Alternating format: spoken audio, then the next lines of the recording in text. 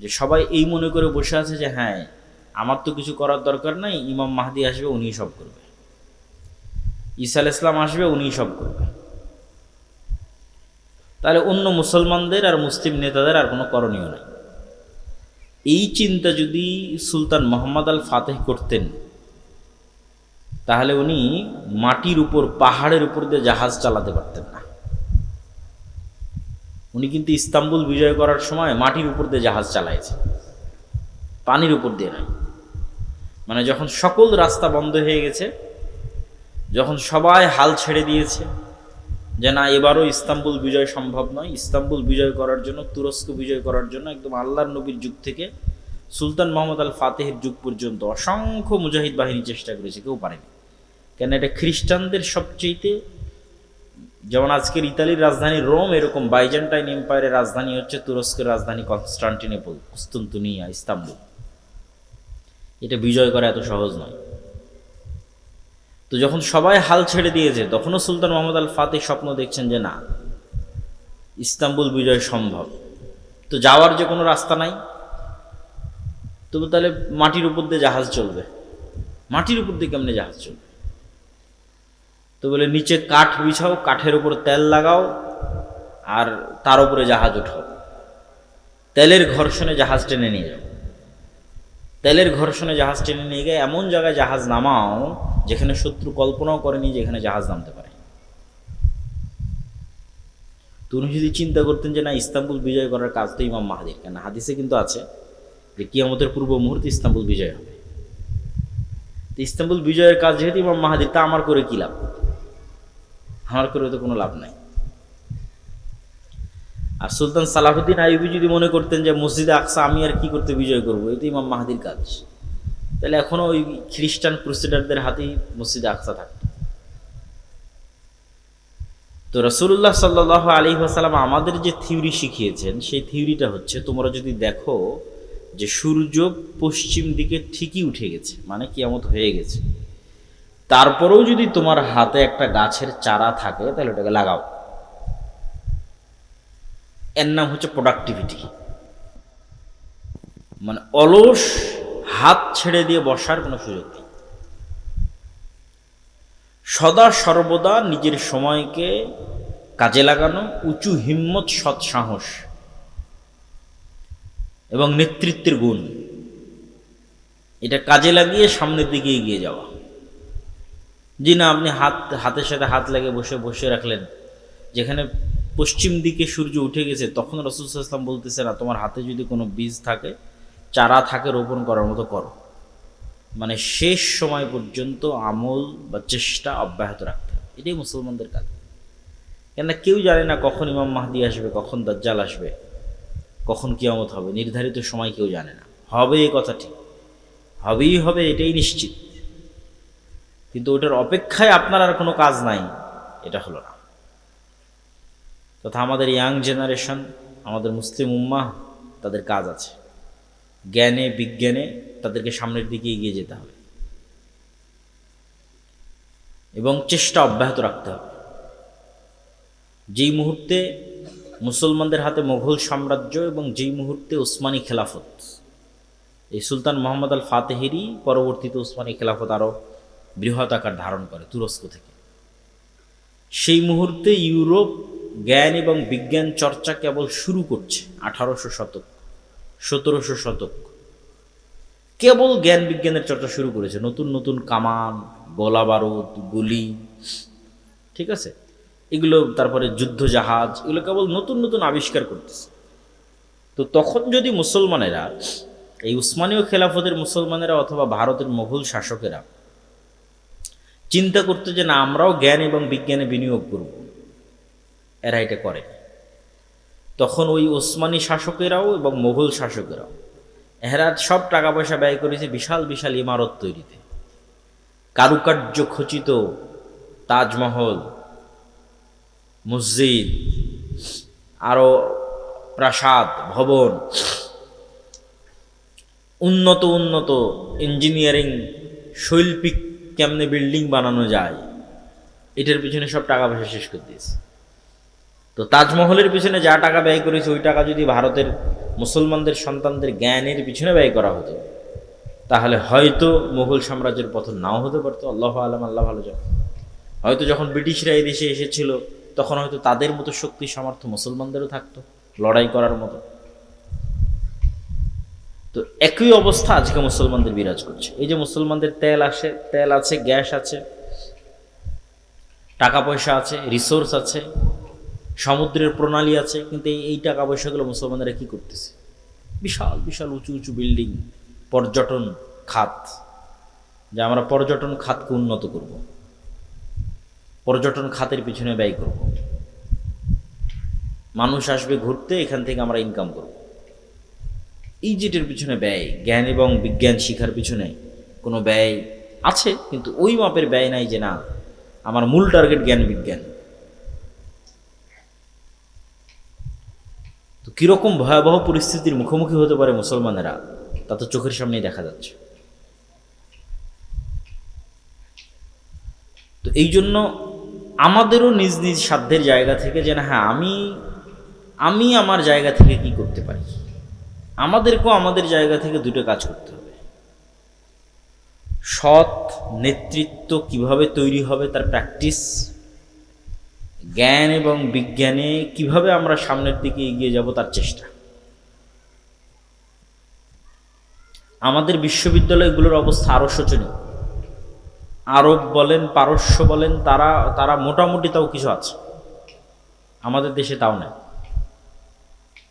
এখানে অতটুকুও নাই, এখানে শুধু চেতনা বিক্রি হয়, সভাপতি আর সহসভাপতি পদ বিক্রি হয়, আর দলীয় এবং ছাত্র রাজনীতি এবং অস্ত্র মারামারি গণ্ডগোল এটাই শেখানো হয়। এবং সেখান থেকে বের হয় চাঁদাবাজ, সেখান থেকে বের হয় সন্ত্রাস, সেখান থেকে বের হয় দুর্নীতিবাজ। দেশের জন্য কিছু করবে এরকম প্রজন্ম তৈরি হয় না। ফলত 52 বছরও এই দেশে বলার মতো কিছু নাই, যে এই দেশের কিছু হয়েছে, কিছু আছে, এরকম নাই। না ডিফেন্স সিস্টেম, না সামরিক খাত, না অন্য আর কোনো জ্ঞান গবেষণা, কোথাও বাংলাদেশ বলতে পারবে না যে না এই জায়গায় আমি নিজের পায়ে দাঁড়িয়ে আছি। তো এই যে আমাদের ভয়াবহ অবস্থা, এটার থেকে বের হওয়ার জন্য পড়াশোনা, জ্ঞান বিজ্ঞান এবং নেতৃত্বের গুণাবলীর বিকাশ কিভাবে হবে? আগের বহু বক্তব্যে তুলে ধরা আছে যে সত্যবাদিতা এবং ন্যায়পরায়ণতাই হচ্ছে নেতৃত্ব বিকাশের একমাত্র রাস্তা। যে কোনো মানুষ চিন্তা করবে যে আমি শতভাগ সত্য বলবো এবং শতভাগ ন্যায় প্রতিষ্ঠা করব, সেই নেতা। প্রথমে কোথায় করতে হবে? প্রথমে পরিবারে, তারপরে কোথায় করতে হবে? আশেপাশে। পরিবারে আমি আমার স্ত্রীকে হক দেই না, মানে আমি নেতা নই, আমার মধ্যে নেতৃত্বের যোগ্যতা নাই, আমাকে দিয়ে আল্লাহ সুবহানাহু ওয়া তাআলা নেতৃত্বের খেদমত নেবেন না। বাবা মায়ের কথা শুনি না, বাবা মায়ের হক আদায় করি না, মানে আমি নেতা নই।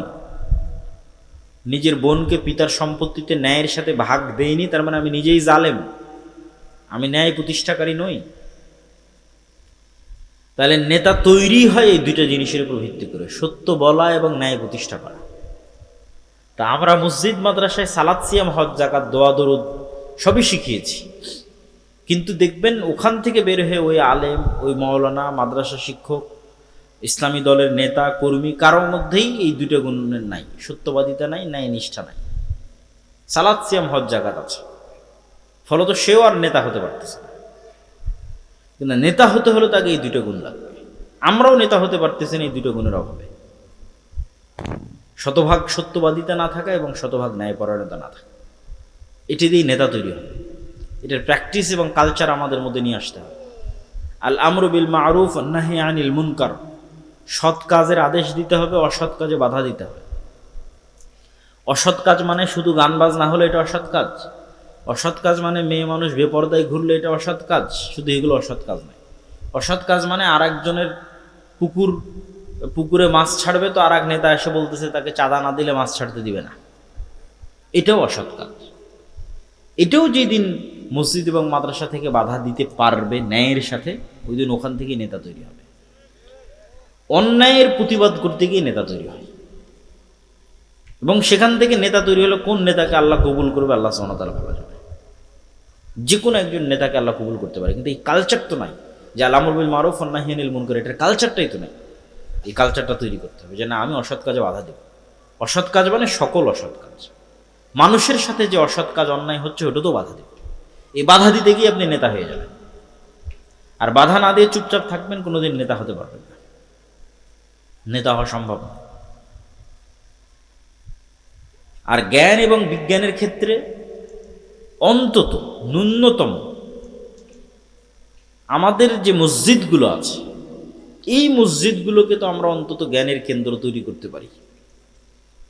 ইসলামে মসজিদ শুধুমাত্র 5 ওয়াক্ত সালাতের জন্য তারপর বন্ধ, এরকম ইতিহাস নাই। রাসূল সাল্লাল্লাহু আলাইহি ওয়াসাল্লামের যুগেও ছিল না, তার আগেও ছিল না। ইসলামে মসজিদই হচ্ছে সোশ্যাল কালচারাল সেন্টার। এবং এটা আমি আরও ভালোভাবে ফিল করেছি, ইউরোপ এবং আমেরিকায় অনেক জায়গায় দেখবেন মসজিদ নামে অনুমোদন নাই, সব জায়গায় কালচারাল সেন্টার নামে অনুমোদন। Islamic cultural centre, Mohammadia cultural centre, সালাফি কালচার, ওটা কিন্তু মসজিদ। কিন্তু গভর্নমেন্ট থেকে পারমিশন নিয়েছে কি হিসেবে? কালচারাল সেন্টার হিসেবে। তার মানে গভর্নমেন্টের দৃষ্টিতে এই মসজিদটা একটা কালচারাল সেন্টার। এইটাই ইউরোপ আমেরিকার গভর্নমেন্টের রুলস অনুযায়ী যে হ্যাঁ, এটা একটা কালচারাল সেন্টার, মুসলমানরা তাদের কালচার প্র্যাকটিস করবে কোথায়? মসজিদে, ফলত এটা কালচারাল সেন্টার, কমিউনিটি। কিন্তু আমরাই সেই মসজিদকে বানিয়ে দিয়েছি যে না, এখানে শুধু 5 ওয়াক্ত সালাতের পর এটা অফ হয়ে যাবে, অথবা শুধু লাশ বহনের খাটলি থাকবে, অথবা শুধু ঈদুল ফিতর এবং ঈদুল আজহায় গোস্ত এবং চাউল বন্টন হবে। কিন্তু আসলে হওয়া উচিত ছিল, মসজিদের সবচেয়ে বড় কাজ হওয়া উচিত ছিল যে মসজিদে শিক্ষার ব্যবস্থা থাকবে, জ্ঞান বিতরণের ব্যবস্থা থাকবে। ইসলাম যতটা জ্ঞান ভিত্তিক দিন, আর পৃথিবীতে কোনো দিন এতটা জ্ঞান ভিত্তিক নয়।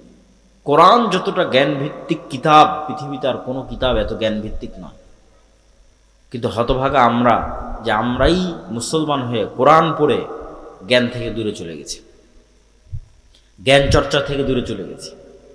ইসলামী দল বলেন, সংগঠন বলেন, ইয়াং জেনারেশন বলেন, সবাই জালসা করতে পারদর্শী, মিছিল করে লিল্লাহে তাকবীর আল্লাহু আকবার দিতে পারদর্শী, জীবন দিতে পারদর্শী। ভাই, আমি আল্লাহর জন্য আল্লাহর রাস্তায় জীবন দিতে চাই, কিন্তু জ্ঞানী এবং যোগ্য হতে চায় না। আল্লাহর রাস্তায় জীবন দিয়ে দিবে, কিন্তু জ্ঞানী যোগ্য হবে না। তা আল্লাহর রাস্তায় জীবন তো আগেও দিয়েছ, এখনো দিচ্ছ, পরেও দিবা। কিন্তু জুলাইয়ে জীবন দিয়ে ক্ষমতা কারা নিয়ে গেছে? তোমার উত্তরসূরিরা না। কেন? তোমার উত্তরসূরিরা যোগ্য ছিল না, জ্ঞানী ছিল না।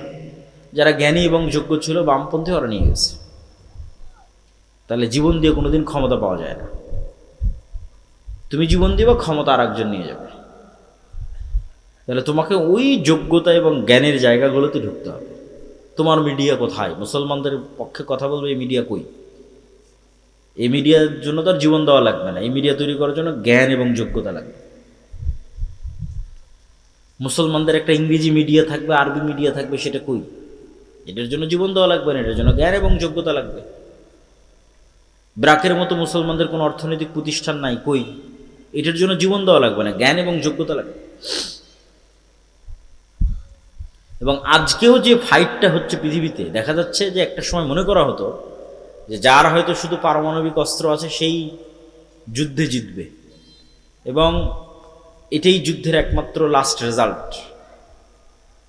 এবং যার দেখা যাচ্ছে বিশাল বিশাল বিমান আছে সেই জিতবে।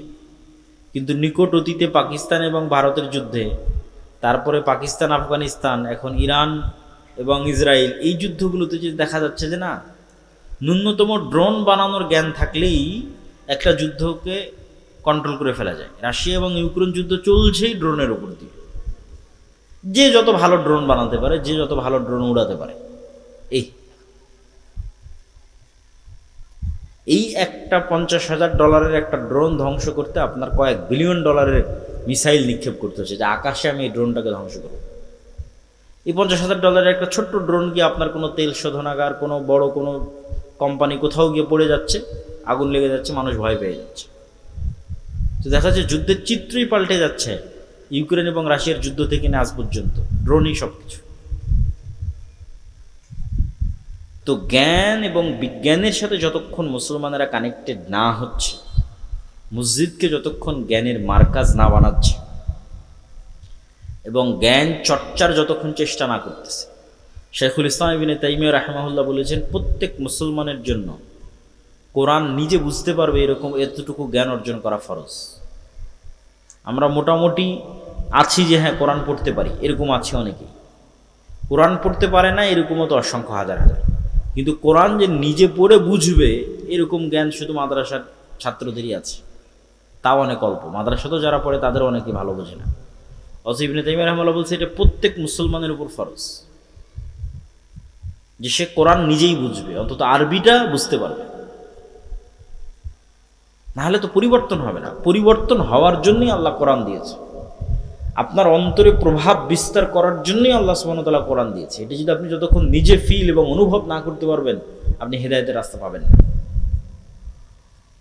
শেষ জামানায় ইমাম মাহদিদের সময়ে, ঈসা আলাইহিস সালামের সময়ে যারা জেরুজালেম বিজয় করবে, ইস্তাম্বুল বিজয় করবে, রোম বিজয় করবে, ভারত বিজয় করবে, এরকম দেশগুলো যারা বিজয় করবে, তারা ওই মানের ইমান কোথায় থেকে সংগ্রহ করবে? নবী তো নাই, মুহাম্মদ সাল্লাল্লাহু আলাইহি ওয়াসাল্লাম তো নাই, সাহাবীরা তো নাই, কিন্তু ওদের ইমান সাহাবীদের মতোই, সাহাবীদের কাছাকাছি। মদিনার সর্বশ্রেষ্ঠ ইমানওয়ালা মানুষগুলো বের হয়ে আসবে। কেমনে তারা ইমানটা তৈরি করবে? কোরআন দিয়ে। কোরআনের সংস্পর্শে তাদের ইমানের লেভেল ওই জায়গায় পৌঁছে যাবে। এই জন্য আমাদের মসজিদগুলোতে মক্তব চালু করা, জ্ঞান শিক্ষার ব্যবস্থা করা, জ্ঞান উপার্জনের ব্যবস্থা করা, জ্ঞানের পিছনে সময় দেওয়া, এগুলো অতীব জরুরি এবং অতীব প্রয়োজনীয়। এবং এই যে যা অর্থ আমরা জালসা সম্মেলনের জন্য ব্যয় করে থাকি, এই অর্থের একটা অংশ যদি আপনি ইমামের বেতন বাড়ানোর জন্য ব্যয় করেন, এই অর্থের একটা অংশ যদি ইমামকে ভালো প্রশিক্ষণ দেওয়ার জন্য ব্যয় করেন, এই অর্থের একটা অংশ যদি ওই ইমামকে প্রশিক্ষণ দিয়ে গ্রামে মক্তবের বাচ্চাদের কেমনে শতভাগ মক্তবে বাচ্চাদের উপস্থিত করানো যায়, তার পুরস্কার প্রতিযোগিতা, ওগুলোর পিছনে ব্যয় করেন, তাহলে আপনার এই জালসা করে যা উপকার হয়েছে তার চেয়ে 10 গুণ 100 গুণ বেশি উপকার হবে। শুধু এই ছোট্ট ছোট্ট পদক্ষেপগুলো, যে না আমার মসজিদের ইমাম হবে খুবই যোগ্যতা সম্পন্ন, ফলত একটা ভালো বেতন দিতে হবে, এই ইমাম সাহেবকে আমি আরও অনেক ট্রেনিং করাতে চাই, ইমাম সাহেবকে আমি মসজিদে মক্তব চালাতে চাই, গ্রামের সব বাচ্চা যেন এই মক্তবে আসে, তার জন্য বিভিন্ন রকমের পুরস্কার, চকলেট ইত্যাদি, সাইকেল ইত্যাদি বিতরণের ব্যবস্থা করতে চাই, যাতে পুরো গ্রামের একটা বাচ্চাও কোরআন এবং দ্বীনের জ্ঞান থেকে দূরে না থাকে। এটা সবচেয়ে স্থায়ী, পার্মানেন্ট এবং দীর্ঘমেয়াদী। কেন এরাই, এই মক্তবে যারা পড়তেছে, এরাই তো বিভিন্ন স্কুল কলেজে এই দেশের ডিসি, ওসি, এসপি, মন্ত্রী, মিনিস্টার এই জায়গাগুলোতে যাবে। তো ছোটতে যদি আপনি তাদের শিখিয়ে দিতে পারেন নবীদের জীবনী, সাহাবীদের জীবনী, ঈমান, আকীদা, আদর্শ, সত্যবাদিতা, ন্যায়পরায়ণতা, তার কিছু না কিছু প্রভাব থাকবে। এই জন্য আমাদের যে নিজস্ব মক্তবের সিলেবাস আছে, এটা ওইভাবেই তৈরি করা। তালিমউদ্দিন বা আদর্শ শিক্ষা, যেটার উপর আপনারা মক্তব অলিম্পিয়াড দেখলেন এনটিভির পর্দায়, ছোট ছোট বাচ্চাদের নবীদের জীবনী থেকে শুরু করে, আদব কায়দা থেকে শুরু করে সব কিছু, এই সিলেবাসের উপর ট্রেনিং দিয়ে আপনাদের আশেপাশের সকল মসজিদে মক্তব চালু করা দরকার। আর এই ট্রেনিংয়ের জন্য যাতায়াত খরচও ফ্রি, এই ট্রেনিংয়ের জন্য থাকা খাওয়াও ফ্রি, এই ট্রেনিংয়ের জন্য সিলেবাসও ফ্রি। মানে বাচ্চারা যে সিলেবাসটা নেবে, বইটা নেবে, এটাও ফ্রি। তো এত কিছু বিনামূল্যে দেওয়ার পরেও যদি এই কাজে আপনারা আগ্রহী না হন, তাহলে এর জবাবদিহিতা তো আল্লাহ সুবহানাহু ওয়া তাআলার দরবারে আপনাদেরকে দিতে হবে। প্রিয় উপস্থিতি, ইয়াং জেনারেশনের উদ্দেশ্যে এবং উপস্থিত সকলের উদ্দেশ্যে, মুসলমানদের এই যে পরিবেশ এবং পরিস্থিতি, এই পরিবেশ এবং পরিস্থিতি সামনে আরো ভয়াবহ হবে। ফিতনা থামার লক্ষণ খুব কম, এবং আমাদেরকে অনেক বড় বিপদ এর মুখোমুখি হতে পারে। দুর্ভিক্ষ যদি দেখা দেয় বাংলাদেশে, আশ্চর্যের কিছু নাই। এরকম পরিস্থিতি যদি আর 2-3 মাস চলে, তেল এবং গ্যাসের সংকট, আর এই সংকট শুধু বাংলাদেশে তা নয়, এই ইন্দোনেশিয়া, মালয়েশিয়া, ফিলিপাইন, থাইল্যান্ড, একই সিনারি, ভারত, পাকিস্তান, এমনকি ইউরোপ, এমনকি আমেরিকা, সব জায়গায় সেম সিনারি। ফলত এটা বিশ্বের অর্থনীতিতে যে প্রভাব আসবে, এই প্রভাব আমাদের দেশে যখন পড়বে, তখন এখানে দুর্ভিক্ষ দেখা দিতে পারে। আপনার তেলের দাম বাড়ার সাথে সাথে সারের দাম বাড়বে, আপনার চাষের খরচ বেড়ে যাবে। ফলত সকল দিক থেকে আমরা একটা বিপদ মুহূর্ত এবং ফিতনাময় মুহূর্তের দিকে পড়ে যাব। এবং এই শেষ জামানাগুলোতে দাজ্জাল বা দাজ্জালীয় শক্তির যে ফিতনা, এই ফিতনা থেকে বাঁচার একটাই উপায়, এটা বলে আমার বক্তব্য শেষের দিকে চলে যাব, যে এইরকম ভয়ঙ্কর মুহূর্তগুলোতে আপনি কীভাবে ফিতনা থেকে বাঁচবেন। আজকে যদি আমি আপনাকে বলি, মানে আমাকেও যদি কেউ বলে যে ভাই তুমি যদি এই কথা মানো তাহলে তোমার গাড়িতে তেল দিব, তা আমি তো মনে হয় সন্দেহে পড়ে যাব যে এই কথা মেনে নিয়ে তেল নেওয়াই ভালো। তো এর চাইতে ভয়ঙ্কর ঘটনা তো দাজ্জাল ঘটাবে। এই তেল নয়, দাজ্জাল বলবে আকাশ বৃষ্টি বন্ধ করে দেবে, জমিন ফসল বন্ধ করে দিব, হয় আমাকে রব মানো, নাহলে আকাশের বৃষ্টি বন্ধ, জমিনের ফসল বন্ধ। এখন যদি আপনাকে বলি যে ভাই তুমি এই কাজ না করলে তোমার তেল নাই, তোমার মোটর সাইকেলে তেল নাই, তোমার গাড়িতে তেল নাই, তো সবাই যে ইমান বিক্রি করে দেবে, কয়জন ইমান নিয়ে থাকবে? তো এই ফিতনার সময়গুলো আমাদের ইন্ডিকেট করছে, বুঝাচ্ছে যে আপনি কিভাবে ফিতনা থেকে বেঁচে থাকবেন।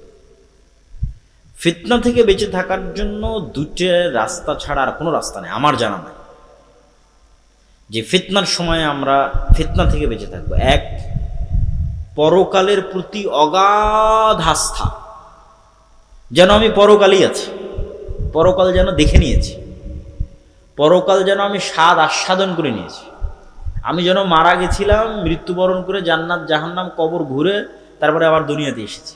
পরকালের প্রতি এই লেভেলের অগাধ আস্থা। আব্দুর রহিম যে মৃত্যু এবং কবরের বর্ণনা শোনাচ্ছিল, জান্নাত জাহান্নামের বর্ণনা শোনাচ্ছিল, এটার প্রতি যতক্ষণ অগাধ আস্থা তৈরি না হবে ততক্ষণ আপনি দুনিয়া বিসর্জন দিতে পারবেন না। দুনিয়া তখনই বিসর্জন দিতে পারবেন যখন জান্নাতে আপনার জায়গাটা দেখতে পাবেন, যে হ্যাঁ জান্নাত হচ্ছে আসল জীবন। ওমাল হায়াতুদ দুনিয়া ইল্লা লাইবুন ওয়া লাহু, দুনিয়া তো খেল তামাশা মাত্র। ওমা ইনদাল্লাহ খায়রুন ওয়া বাক, আল্লাহর নিকটে যা আছে ওটাই উত্তম এবং ওটাই চিরস্থায়ী, তথা পরকাল।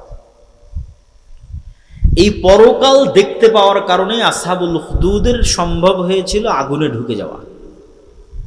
সূরা বুরুজের মতো, আসসামা ইযাতিল বুরুজ ওয়াল ইয়াউমিল মাউউদ ওয়া শাহিদু ওয়া মাশহুদ কুতিলা আসহাবুল উখদুদ, যে তাদের বলা হলো হয় ঈমান ছাড়ো না হয় আগুনে ঢোকো। তোরা আগুনে ঢুকে গেছে, তো কেমনে সম্ভব যে আপনি আগুনের মধ্যে স্বেচ্ছায় ঢুকে জ্বলে পুড়ে যাবেন? তখনই সম্ভব যখন আপনি আগুনের মধ্যে জান্নাত দেখতে পাবেন, আর ওই আগুন থেকে পিছনে যখন জাহান্নাম দেখতে পাবেন। যে আমি যদি আগুনে না ঢুকি, ঈমান ত্যাগ করি, তাহলে পিছনে আমার বাড়ি ঘরে আসলে জাহান্নামের আগুন অপেক্ষা করছে। এটা যখন আপনি স্বচক্ষে দেখতে পাবেন যে এই সামনে যে আগুন জ্বলতেছে এটা তো জান্নাত, তখন ঢুকে যাবে। এই সেম ঘটনা দাজ্জাল ঘটাবে, বলবে দাজ্জালের জান্নাত জাহান্নাম, দাজ্জালের জাহান্নাম জান্নাত। পরকালের প্রতি অগাধ আস্থা ছাড়া আপনি ঈমান বাঁচাতে পারবেন না। সামান্য কিছুর বিনিময়ে ঈমান বিক্রি করে দেবেন, 1 টাকা অবৈধ 1 টাকার লোভে, সামান্য অর্থের লোভে, সামান্য ফসলের লোভে, সামান্য খাবারের লোভে। আর যখন আপনি মাটি কামড়ে পড়ে থাকবেন যে না খেয়ে মরে যাব, কিন্তু ঈমানের উপর মারা যাব, কারণ এটাই আলটিমেট সফলতা, সর্বোচ্চ সফলতা। ঈমানের উপর মরতে পারা এটাই সফলতা, দুনিয়া অর্জন করা সফলতা নয়। তাহলে পরকালের উপর অগাধ আস্থা ছাড়া শেষ জামানার ফিতনা থেকে বাঁচা সম্ভব নয়। 2, আল্লাহর ক্ষমতা এবং শক্তি সম্পর্কে জ্ঞান অর্জন। আল্লাহর ক্ষমতা, শক্তি, সাহায্য, তাওহীদ, এগুলো দিয়ে কোরআন পরিপূর্ণ। 3, সালাতের উপর অটল থাকা।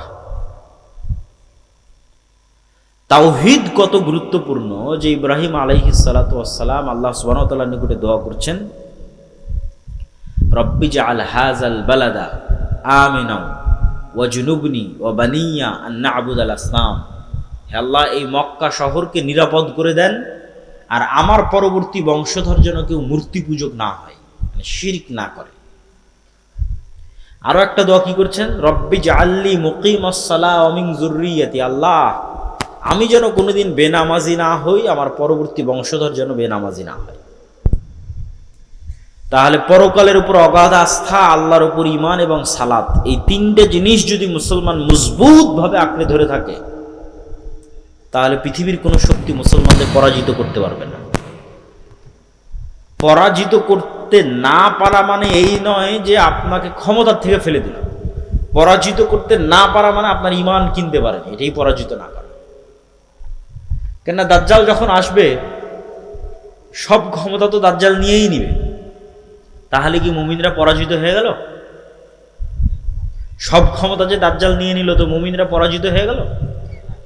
আল্লাহর নবী বলছেন, শামের আকাবা, শামের গিরিপথের মধ্যে একদল মুসলমান অপেক্ষা করবে, যারা ক্ষুধার তাড়নায় তাদের ধনুক পর্যন্ত জ্বালিয়ে খাবে। দাজ্জালের ফিতনার সময় কোনো খাবার থাকবে না। তো ওই মুমিন মুসলমানেরা পরাজিত না? ওর ঈমান যে দাজ্জাল কিনে নিতে পারেনি, এটাই হলো ওদের সফলতা। ওরা বিজয়ী, দাজ্জাল পরাজিত। তা আপনি সালাতের উপর অটল আছেন, ঈমানের উপর অটল আছেন, এবং পরকাল দেখতে পাচ্ছেন। এবং কেননা মৃত্যু মুসলমানদের কাছে একটি কাঙ্ক্ষিত বিষয়। মৃত্যু মুসলমানদের কাছে অকাল নয়,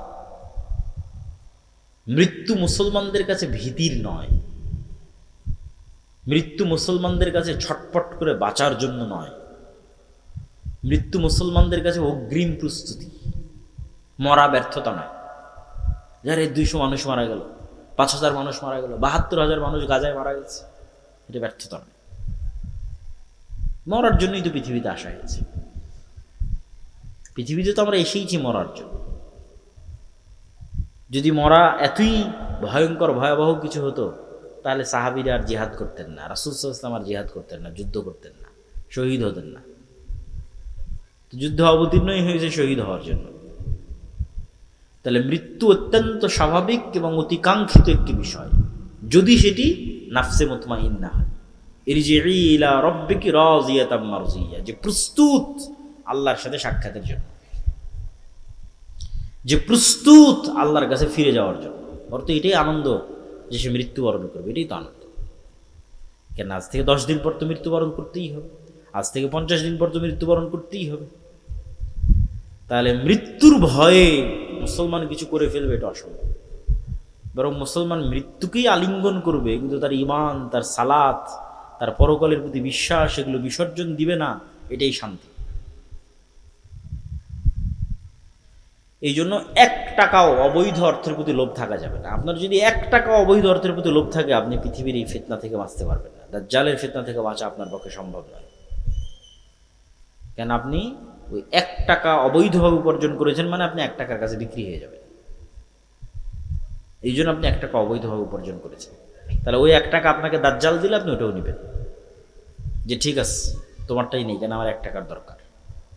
আর যদি আপনি শতভাগ হালালের উপর টিকে থাকতে পারেন, তাহলে বোঝা যাবে যে হ্যাঁ, ঈমান নিয়ে ফাইট করার মতো ঈমান এই পৃথিবীতে, ঈমান নিয়ে ফাইট করার মতো ঈমান আপনার আছে, যে আপনি শতভাগ হালালের উপর টিকে আছেন এবং হারামের ফাঁদে পা দেননি।